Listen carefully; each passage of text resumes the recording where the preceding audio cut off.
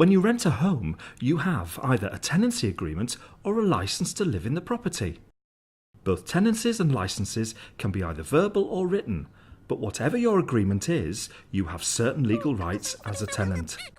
Of course, tenants have certain responsibilities too, such as paying rent on time, keeping the property clean and tidy, and not causing a nuisance, being the main ones.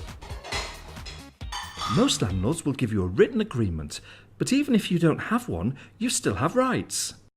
If the landlord accepts rent from you for living at the property, then any verbal agreement you've made counts as a legal agreement. Verbal agreements can be more difficult to enforce, so it's worth asking your landlord or the organisation your tenancy agreement is with to put your agreement in writing. This will ensure that both parties have a clear understanding of each other's rights and responsibilities. It also allows you to make sure that there are no unfair terms included in your contract. By reading all the terms and conditions carefully, you'll protect your rights as a tenant.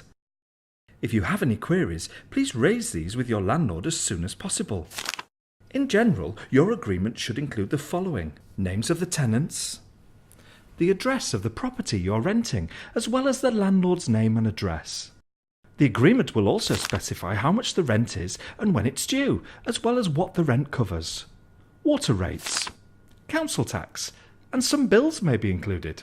It will also cover how long the agreement is and whether you have to pay a deposit, and if so, what it covers and which government scheme it's protected in. The deposit protection scheme must be mentioned as this is a legal requirement. The agreement should also cover who is responsible for repairs, maintenance and upkeep. Most tenancy agreements will also include an inventory listing all the items that are contained within the house, from cutlery to items of furniture. Finally, whether there are any other rules about pets, guests, or smoking, for example.